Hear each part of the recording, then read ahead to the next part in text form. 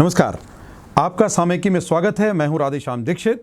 सामयिकी में हम समसामयिक उन विषयों को लेकर आते हैं जिनमें विभिन्न पक्षों को हम न केवल विश्लेषण करते हैं बल्कि आप तक उसके विभिन्न पहलुओं को बहुत बारीकी से समझाकर उन विशेषज्ञों के जरिए पहुंचाते हैं जिससे आम जनमानस के बीच में सही समझ विकसित हो सके और वो ठीक से निर्णय निर्माण कर सकें। आज की समसामयिकी में आज जो विषय है वो है भगवान प्रभु श्री राम के जन्म स्थान अयोध्या में उनके भव्य राम मंदिर के निर्माण के लिए भूमि पूजन की तिथि और साथ में इस मंदिर से जनमानस के बीच में जो प्रभु श्री राम के आराधक हैं उनके बीच में वो क्या संदेश जाना चाहिए, इसको किस तरह से मर्यादा का एक मंदिर जो पूरी दुनिया में संदेश पहुंचाए और राम राज्य की जो सनातन संकल्पना है उसको लोग फिर से सार्थक करते हुए आपसी समन्वय स्थापित कर सकें। आज इस पर चर्चा में हिस्सा लेने के लिए जो महानुभाव हमारे साथ जो विशेषज्ञ हैं उनमें डॉक्टर प्रेम शंकर त्रिपाठी जी हैं। बहुत बहुत स्वागत डॉक्टर त्रिपाठी। आप न केवल ज्योतिषाचार्य हैं बल्कि भागवताचार्य हैं और आपने आधिकारिक अध्ययन के साथ में उसमें शोध कार्य भी किया है, यानी कि जो मर्म है उसके तथ्य और पथ्य दोनों से परिचित कराएंगे। और हमारे साथ में हैं योगेश मिश्र जी जो पेशे से अधिवक्ता हैं, यानी कानूनी पक्षों के साथ में आप ज्योतिष रत्न भी हैं, तो ज्योतिष के पक्षों से भी आप हमें संवाद करेंगे। और साथ ही आप सनातन ज्ञान पीठ के संस्थापक हैं जिसका उद्देश्य मूल तत्वों को समाज में ले जाना है। आप दोनों महानुभावों का बहुत बहुत स्वागत, अभिनंदन। और हम ये जो चर्चा है इसको प्रारंभ करते हैं क्योंकि आप दोनों ने ही गंभीर चिंता व्यक्त की है जो 5 अगस्त की तिथि भगवान प्रभु श्री राम जी के जन्म स्थान की जो भव्य मंदिर है उसकी जो शिला पड़नी है, जिसका भूमि पूजन होना है, चूँकि 5 अगस्त को तय हुआ है। श्री राम जन्मभूमि तीर्थ न्यास क्षेत्र जो है उसने निर्णय किया है, उसको लेकर आपने हर्ष तो व्यक्त किया है लेकिन तिथि अनुपयुक्त बता रहे हैं आप, शास्त्रोक्त नहीं है, जिससे कि बहुत तरह के विघ्न, बहुत तरह की बाधाएं, बहुत तरह के संकट, बहुत तरह के समस्याएं उत्पन्न होने की संभावनाएं हैं। क्योंकि योग पंचक का है, यानी इस अवधि में जो सामान्य अवधारणा है ऐसे कोई भी कार्य करने पर उस कार्य को 5 बार करना पड़ता है, ऐसी सामान्य मान्यता है और उसके तमाम तरह के उदाहरण भी हैं। तो डॉक्टर त्रिपाठी, आप इसको किस तरह से वैदिक जो ज्ञान है वो कैसे इसे अनुपयुक्त मानता है, आप कैसे इसको कहना चाहते हैं? जी, श्रावण मास चल रहा है और श्रावण माह में भगवान शिव की आराधना की जाती है। भगवान श्री राम के वो परम आराध्य भी हैं, ईश्वर हैं। तो हम 2 श्लोकों से प्रारंभ करेंगे। एक भगवान शिव के पावन श्लोक जिसमें पूरे शिव परिवार की उसमें पूजा हो जाती है। एक ही श्लोक में ऐसा है, शिव महापुराण का श्लोक है, वंदे महानंद मनंतलीलम महेश्वरम सर्वविभुम महंतम गौरी प्रियम कार्तिकेय विघ्नराज समुद्भवम शंकर मादिदेवम। हमारे शास्त्र कहते हैं इस एकमात्र श्लोक के पढ़ने से शिव के जी के जितने भी शास्त्र हैं सबकी वंदना हो जाती है और शिव परिवार की वंदना हो जाती है। अपने विषय पे आने के पहले मर्यादा पुरुषोत्तम भगवान श्री राम का हम वंदना करते हैं, उसके उपरांत हम इस विषय पर चर्चा करेंगे। लोकाभिरामम रणरंगधीरम राजीव नेत्रम रघुवंशनाथम कारुण्यरूपम करुणाकरं तं श्रीरामचंद्रम शरणं प्रपद्ये। भगवान श्री राम के प्राकट्य के समय में भी वशिष्ठ आदि गुरुओं ने, ब्रह्मा, यहाँ तक कि भगवान शंकर भी अयोध्या आए थे और उसमें गोस्वामी जी ने श्री रामचरितमानस में लिखा है, यद्यपि वाल्मीकि ने भी अपने रामायण में लिखा था, तो गोस्वामी जी ने लिखा कि योग लगन ग्रह वार तिथि सकल भय अनुकूल चरु अरु अचर सचराचर राम जन्म सुख मूल।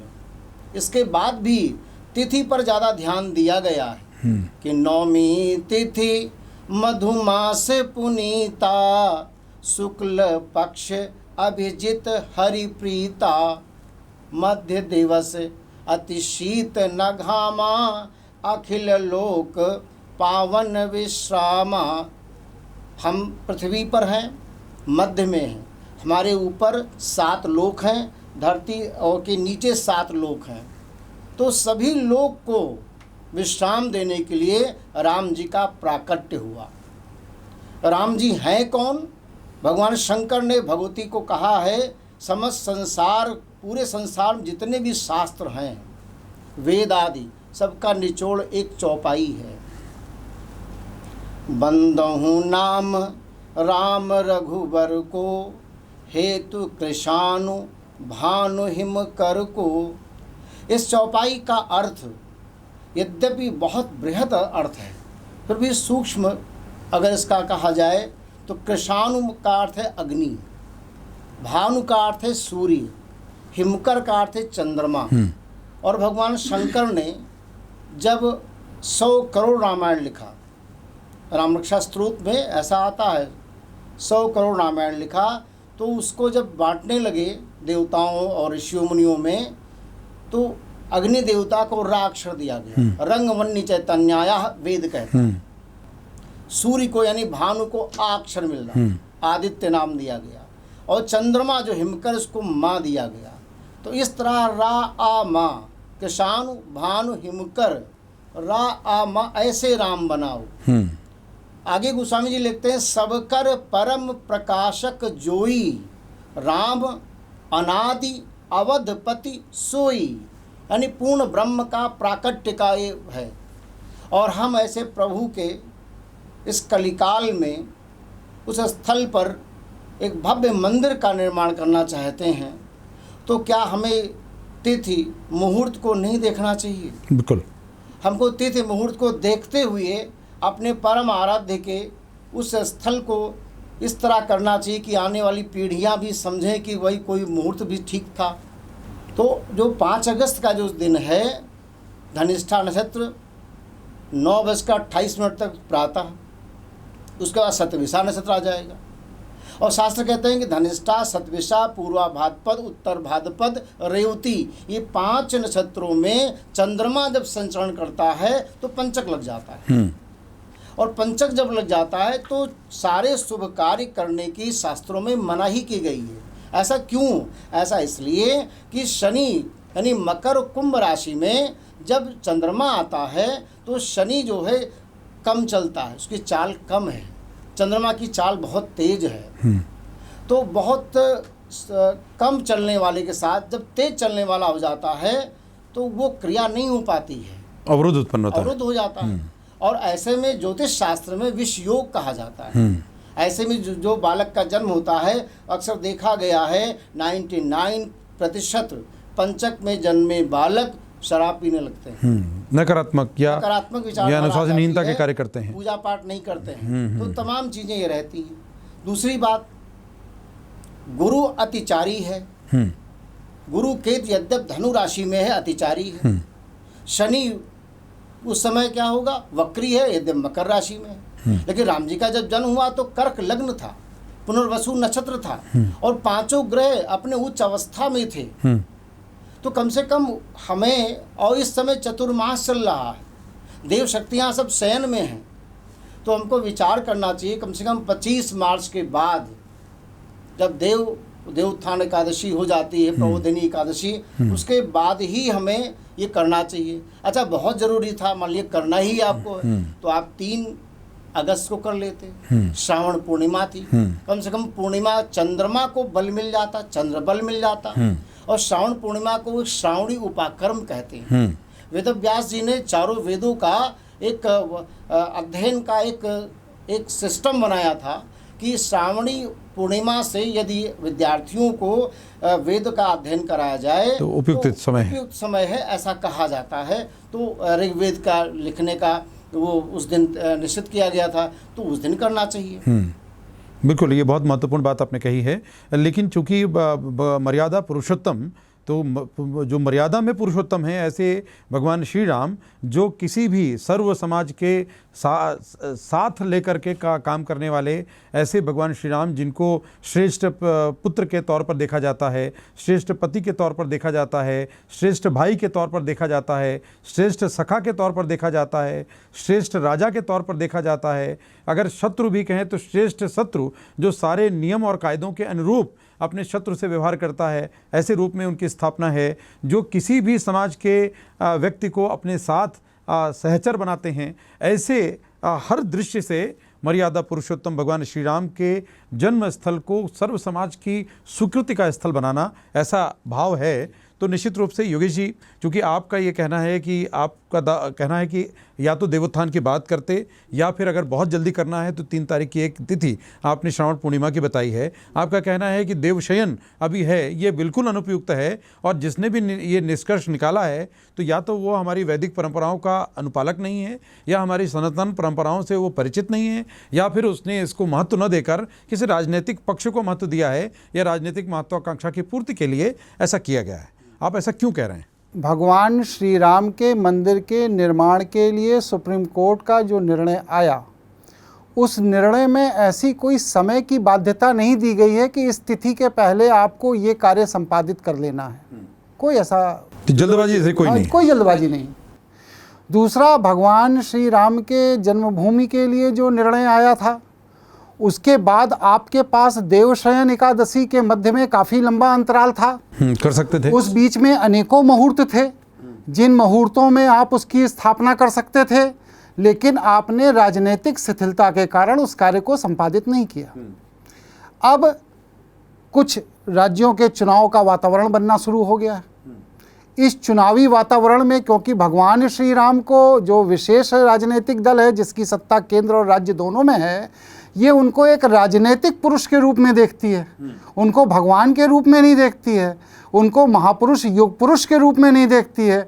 उनका राजनीतिक व्यक्तित्व दोहन कैसे किया जा सकता है, किस अवसर पर किया जा सकता है, इसके हिसाब से जो इन्होंने भूमि पूजन की तिथि का निर्धारण किया, यह पूरी तरह से शास्त्र विरुद्ध है।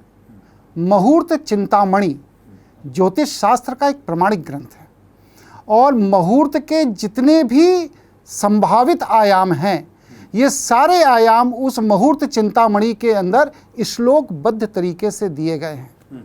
यह हमारे या आपकी खोज नहीं है, ये हमारे ऋषि परंपरा से आए हुए श्लोक हैं। और मुहूर्त चिंतामणि को ले लीजिए, अग्नि पुराण को ले लीजिए, हरिवंश पुराण को ले लीजिए, विष्णु पुराण को ले लीजिए, श्रीमद् भागवत पुराण को ले लीजिए, आप किसी भी धर्म ग्रंथ को उठा लीजिए, कहीं भी सनातन मुहूर्त पद्धति के अंतर्गत एकदम स्पष्ट रूप से हर जगह निर्देशित है कि जब भगवान विष्णु देवशयन एकादशी को शयन में चले जाते हैं, और जब तक वह देवउत्थानी एकादशी को पुनः शयन के बाहर नहीं आते हैं, इस बीच में कोई भी शुभ कार्य सनातन जीवन शैली में नहीं होता। यानी ये बिल्कुल शास्त्र विरुद्ध हो रहा है। और अब इसमें 3 चीज़ें और हैं। पहली चीज़ क्या है कि भगवान विष्णु के अवतार हैं भगवान श्री राम, तो इसलिए भगवान श्री राम के कार्यों की मर्यादा विष्णु की मर्यादा के अनुरूप ही होगी। अब आप कल्पना करिए कि कोई व्यक्ति सोने के लिए गहरी निंद्रा में सो रहा है, और आप उसके नीचे ईंटा पत्थर तोड़ना शुरू कर दीजिए या उसे डिस्टर्ब करना शुरू कर दीजिए, तो ये कितनी बड़ी मानसिक अवहेलना होगी। अगर भगवान, भाई हमको लखनऊ हाई कोर्ट का जजमेंट क्या था, जब ये बाबरी ढांचा गिराया गया, उसके बाद रामलला की स्थापना कर दी गई, तो यहाँ पर मुकदमा यही फाइल हुआ था कि भगवान राम बाल अवस्था में हैं, वह स्वयं इतना सामर्थ्यवान नहीं है कि अपना आहार विहार कर सकें। ऐसी स्थिति में उनको आहार देने के लिए एक सखा की जरूरत है, एक मतलब पूजा आराधना की आवश्यकता है। तो उनके बाल स्वरूप को चिंतन करते हुए न्यायालय ने आज्ञा दी कि कुछ भी हो, आप जिस स्थान पे भगवान श्री राम का विग्रह है वहाँ पर जाइए, पूजन करिए, और उनकी जो दिन की 4 संध्याएं हैं, उन 4 संध्याओं का पालन करते हुए उनकी उस प्रसाद और सेवा आदि की जो व्यवस्था वो आप करिए। वो आपने की, और वो करने के बाद एक तरफ तो यही न्यायालय, यही शासन, यही प्रशासन उनके बाल स्वरूप को मान रहा है, और दूसरी तरफ वही बाल स्वरूप जब शयन में है तो आप उसके नीचे ईंटा पत्थर खुदाई और जेसीबी चलाना शुरू कर दे रहे हैं।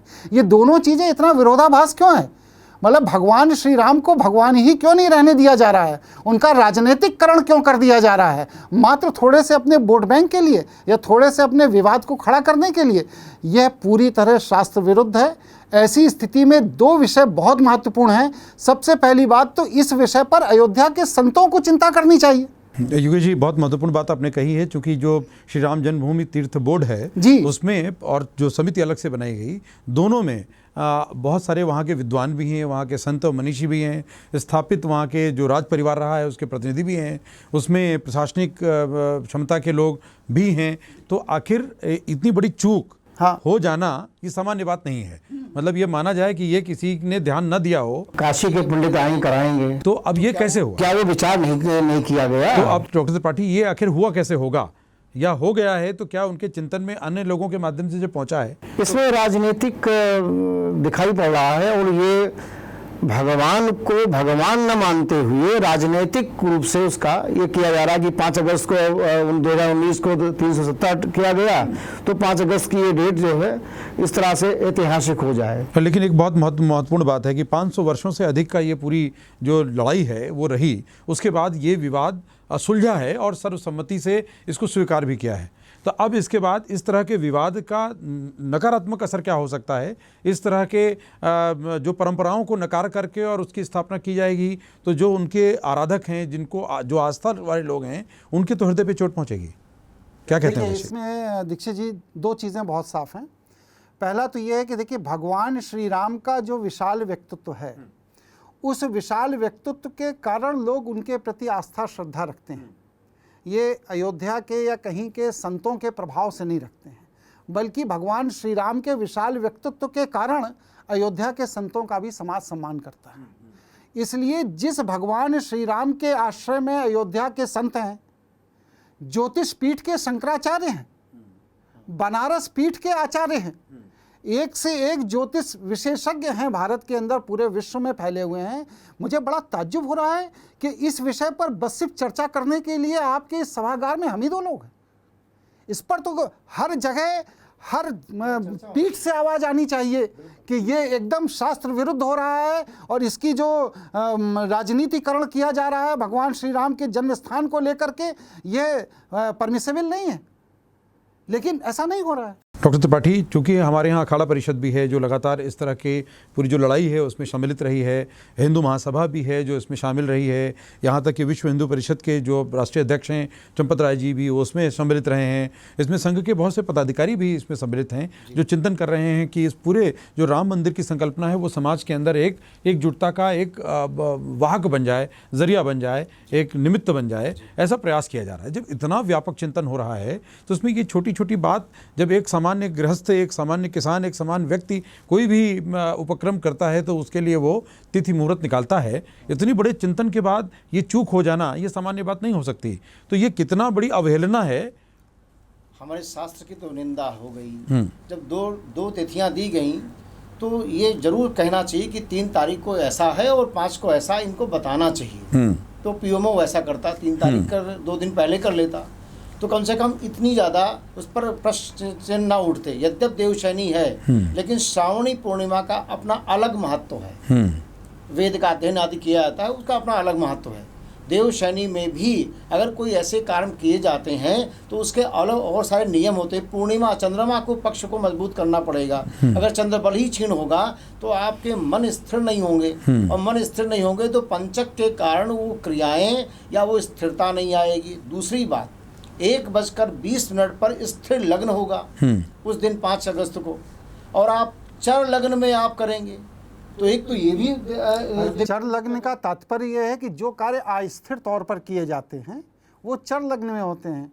जब आप स्थिर लग्न में बोले भगवान श्री राम का कार्य हो रहा है और वो अनंत काल के लिए हो रहा है, तो उसकी स्थापना ही स्थिर लग्न में होनी चाहिए, जिससे कि वह बिना किसी विवाद के सदियों तक वह मंदिर भव्यता का प्रतीक बना रहे। तो जो 5 अगस्त को किया भी जा रहा है वो भी चर लग्न में। हाँ, वो चर लग्न में अगर आप कर रहे हैं तो ये चर लग्न में स्थापना ही ये बताता है कि इसका मतलब इस भव्यता का भविष्य बहुत लंबा दूर तक नहीं जाएगा, इस पर राजनीतिक करण होगा। और राजनीतिक करण की जो बीज उसी जजमेंट के अंदर बो दिए गए हैं, क्योंकि जजमेंट निष्पक्ष नहीं है। इस पर मैं 1-2 टीवी चैनल पर पहले भी कह चुका हूं कि वो जजमेंट भी ऐसा लगता है जैसे एक तुष्टिकरण के तहत दिया गया जजमेंट हो। तो वो जो तुष्टिकरण के तहत दिया गया जजमेंट है, उसमें जो तुष्टिकरण के बीज बोए गए हैं, वो बीज की छाया निश्चित इस भव्य मंदिर पर पड़ेगी अगर ये चरकाल में, पंचक काल में, देवशयन काल में, परिवा के दिन अगर इसका भूमि पूजन होता है तो इसकी जो भव्यता है वो बहुत लंबे समय तक, दीर्घायु तक नहीं रहेगी। निश्चित रूप से ये बहुत महत्वपूर्ण आप दोनों विद्वानों ने उठाया है और इसको हमारे माध्यम से जिन लोगों तक पहुंचेगा और ये पूरे जो श्री राम तीर्थ क्षेत्र बोर्ड है उसके समक्ष पहुंचेगा, वो इस पर पुनर्विचार करेंगे। चूँकि इसके पहले भी तिथियों के आने की बहुत सारी संभावनाएं जताई जा रही थी, लेकिन वो तिथि परिवर्तित हुई और चूँकि 500 वर्षों से ज़्यादा का संघर्ष है और मर्यादा पुरुषोत्तम भगवान श्री राम का ये भव्य मंदिर बना जा रहा है, उसकी इसीलिए ऊंचाई भी बढ़ाई गई है ताकि विश्व में वो अपने आप में एक अलग ऐसा प्रतीक मंदिर हो जो भारत की सनातन परंपरा का द्योतक हो, उसकी पहचान पूरे विश्व के तमाम समुदाय के बीच में परिलक्षित हो। और कई ऐसे देश हैं जहां भगवान श्री राम के आराधना करने वाले, उनमें आस्था रखने वाले, उनकी पूजा अर्चना करने वाले निवास करते हैं, उनकी भी जो हार्दिक संतुष्टि है वो भी हो। तो निश्चित रूप से इसमें परिवर्तन पर विचार भी होगा और इसमें आप किसी भी हमारे दर्शक की कोई राय या उनका कोई पक्ष या उनकी कोई भावना होती है तो आप इस वीडियो के नीचे आप अपने कमेंट में उसे डाल सकते हैं। आपके कमेंट की हमें प्रतीक्षा रहेगी। लेकिन एक और बहुत महत्वपूर्ण पहलू जो इस चर्चा को समाप्त करने से पहले हम आप दोनों विद्वानों की इस उपस्थिति में समझना चाहते हैं कि ये जो राम मंदिर की पूरी जो लड़ाई है, उस लड़ाई के बाद इसकी स्थापना हो रही है, ये तो मुझे लगता है कि इसमें परिवर्तन ज़रूर किया जाना चाहिए और किया भी जाएगा, क्योंकि जो मनीषा बैठे हुए हैं जब वो तथ्य उनके समक्ष आएगा तो निश्चित रूप से उसको अवहेलना वो नहीं करेंगे, ऐसा हम मानकर चल रहे हैं। अब सवाल ये है कि इस मंदिर के माध्यम से किस तरह का संदेश पूरे विश्व समुदाय में, पूरे समाज में, लोगों के बीच में, क्योंकि एक राम राज्य की संकल्पना का केंद्र है भगवान प्रभु श्री राम, तो राम राज्य की संकल्पना की दिशा में समाज को कैसे जाना है, राम राज्य की संकल्पना में शासन को कैसे जाना है, राजनीति के प्रतिनिधियों को कैसे जाना है, क्या उनके भाव में परिवर्तन के लिए कोई प्रयास हो सकता है, या आपको कोई दिख रहा है? जब समय पर हम कोई काम ना करेंगे तो वो कार्य भी नहीं होगा, उसकी परिणति दूसरी होगी। एक और बिंदु इस पर है कि प्लूटो, गुरु और केतु, शनि और गुरु के बीच में प्लूटो आ चुका है और सूर्य की दृष्टि है। सूर्य शनि का सप्तक योग भी है जो 16 अगस्त तक है। ऐसे में तमाम प्राकृतिक आपदाएं, कोरोना चल ही रहा है, तो ये जो कोरोना काल है ये राहु केतु में सारे ग्रह फंस गए थे जनवरी से लेकर, और इधर ये 16 जुलाई को सूर्य बाहर आ गया तो उससे कुछ कम हो गया है। तो कोरोना भी 16 अगस्त के बाद कम होगा, कम होना शुरू हो जाएगा। लेकिन प्लूटो के कारण गुरु की जो चाल है उसमें बड़ी अनियमितता है। गुरु स्थिर नहीं है, तो जब गुरु स्थिर नहीं है तो मंदिर स्थापना आप नहीं कर सकते। वैसे मंदिर बंद है सब, राष्ट्र के बहुत सारे मंदिर बंद हैं, सभी बंद हैं। 25 नवंबर के बाद में कोई तिथि निकालना चाहिए, उस पर विचार करना चाहिए। जब प्रबोधिनी एकादशी हो जाए तब करना चाहिए। हम जब शुभ कर्म करेंगे, शुभ तिथि में करेंगे, तब उसका प्रकाश प्रभाव दूर तक जाएगा। और जब हम कोई नकारात्मक कार्य करेंगे या हम किसी अमुहूर्त में करेंगे, समय पर नहीं करेंगे, रात्रि में हम कोई पूजन करें तो उसका प्रभाव प्रकाश नहीं पड़ता है, क्योंकि वो गोपनीय हो जाता है या उसमें कुछ और चीज़ें हो जाती हैं। तो हमें यदि इस तरह की हमारी समरसता की भावना है कि विश्व का कल्याण हो, इस तरह, क्योंकि राम जी सबकर परम प्रकाशक जो सबको प्रकाश देने वाले हैं, तो उनके मंदिर की स्थापना करना है। इसलिए बहुत ही शुभ समय, मुहूर्त, दिन, पक्ष, कृष्ण पक्ष भी है, शुक्ल पक्ष भी होना चाहिए। ये सब देखते हुए तब करने पर ज़्यादा लाभ हो। बिल्कुल, ये बहुत महत्वपूर्ण बात की है।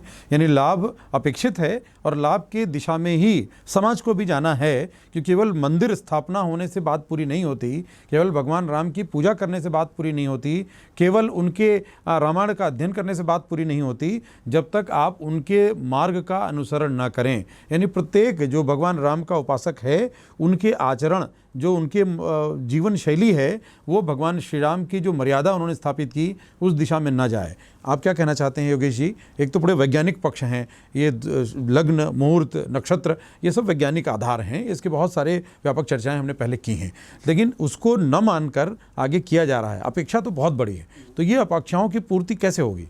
देखिए, इसमें शास्त्र सम्मत जो बात है, उसमें शास्त्रों का अनुपालन के अलावा कोई विकल्प नहीं है। और शास्त्र जिस तरह की परिस्थितियों में वर्तमान में भूमि पूजन हो रहा है, इसकी शास्त्र बिल्कुल इजाज़त नहीं देते। राजनीतिक कारणों से जो भूमि पूजन आदि किया जा रहा है, उसके फिर राजनीतिक परिणाम भी आएंगे सामने, लेकिन इससे भगवान श्री राम की प्रतिष्ठा कहीं प्रभावित नहीं है, लेकिन लोगों की आस्था जरूर प्रभावित है। आज आप देखिए, जब सोशल डिस्टेंसिंग के लिए घर के अंदर कहा जा रहा है कि एक दूसरे से 4 फीट की दूरी पर बैठिए, मास्क लगाइए, या दुनिया की जो औपचारिकताएं बताई जा रही हैं, डॉक्टरों के द्वारा एडवाइस की जा रही है, सारे सारे वो सेंटर्स खोले जा रहे हैं, हॉस्पिटल भरे पड़े हैं, वेंटिलेटर भरे पड़े हैं, लोग मर रहे हैं, इलाज नहीं हो पा रहा है, उस स्थिति में ऐसी क्या अनिवार्यता है कि आप 2-3 महीने नहीं रुक सकते? भाई, भगवान श्री राम का भव्य मंदिर बनने जा रहा है, कम से कम 10, 15, 20 हज़ार लोगों को दर्शन करने का अवसर मिलना चाहिए इस पवित्र समय पर।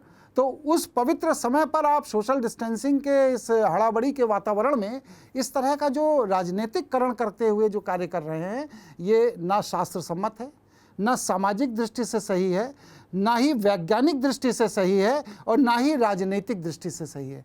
किसी भी दृष्टि से सही नहीं हो रहा है। और इसमें मेरा अनुरोध है शासन सत्ता के लोगों से कि वो चाहे हमारे जनप्रतिनिधि हों और चाहे प्रशासनिक अधिकारी हों, कि इसमें विद्वान, अपने सनातन धर्म के जो ज्योतिष विशेषज्ञ हैं, उनके साथ एक बार पुनः चर्चा करनी चाहिए। और जिस तरह अभी तक 3 बार तिथियों को बढ़ाया गया है, उसी तरह मुहूर्त के अनुसार आगामी तिथि की घोषणा की जानी चाहिए। इसमें कोई हड़ाबड़ी या कोई जल्दी करने की आवश्यकता नहीं है। बिल्कुल, निश्चित रूप से नई तिथियों का इंतजार करें। और इस चर्चा को इसी उद्देश्य से किया गया कि सर्वग्रही या सबके सहभागी होने वाले ऐसे उपक्रम ही उपयुक्त होते हैं समाज के व्यापक कार्यों में। और जहां प्रभु का मंडप बन रहा हो, प्रभु के जन्म स्थान की भव्यता को स्थापित किया जाना है, वहाँ सबको शामिल करना ज़रूरी है। कोरोना काल में अभी ध्यान लोगों की सेहत, लोगों की जीवन शैली या हमारे समाज के सबसे बड़े संकट को दूर करने पर हो,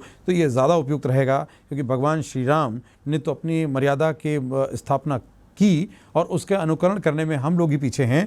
और समाज में उन्होंने वो संदेश दिया है कि हज़ारों सालों के बाद भी आज हम उनकी आराधना करते हुए उनके तमाम कीर्तिमानों को न केवल स्मृति में लाते हैं, बल्कि बार बार उसकी चर्चा परिचर्चा करते हैं। तो निश्चित रूप से जो ट्रस्ट है वो इस पर विचार भी करेगा, और पुनर्विचार करने के पश्चात नई तिथियाँ भी देगा। और निश्चित रूप से आपकी जैसी संकल्पना है कि हज़ारों लोग उसमें प्रतिभागी बन सकें, उसका हिस्सा बन सकें, और सर्व समाज के लोग उसका हिस्सा बन सकें। क्योंकि जब नेपाल ने विवाद पैदा किया तो जवाब इकबाल अंसारी ने दिया। तो ये भावना उस स्थान की रही है। वो जो अयोध्या है, वहाँ कोई एक समाज नहीं, बल्कि सब समाज मिलकर भगवान राम की आराधना करने वालों की साधना का पथ बनते हैं, उनका मार्ग प्रशस्त करते हैं। इन सब ऐसे तमाम आस्थावान लोगों को मेरा नमन, और आप सबको साधुवाद कि आपने इस महत्वपूर्ण तथ्य को उजागर करने के लिए प्रेरित होकर अपना कदम आगे बढ़ाया। निश्चित रूप से ट्रस्ट और सरकार भी इस पर विचार करेगी, और राजनीति से दूर रहें। क्योंकि भगवान राम भले राजा थे, लेकिन राजनीति से दूर ही उन्होंने अपने कार्य किए, और सदैव उन्होंने त्याग का मार्ग अनुसरण किया। तो हमें ये शिक्षा तो लेनी ही होनी चाहिए, तभी हम सच्चे साधक या उपासक हो सकते हैं। आप दोनों को बहुत बहुत नमस्कार, और आप सब दर्शकों को भी बहुत बहुत साधुवाद कि आपने देखा। अपनी प्रतिक्रिया दीजिए, और हमारे चैनल्स पर आपकी प्रतिक्रिया का इंतज़ार रहेगा। और भी आप क्या सुनना, देखना, समझना चाहते हैं, आप ज़रूर लिखें, हम अगले कार्यक्रमों में उसको शामिल करेंगे। तो सामयिकी में इतना ही। योगेश जी को और डॉक्टर प्रेम शंकर त्रिपाठी जी को बहुत बहुत धन्यवाद। नमस्कार।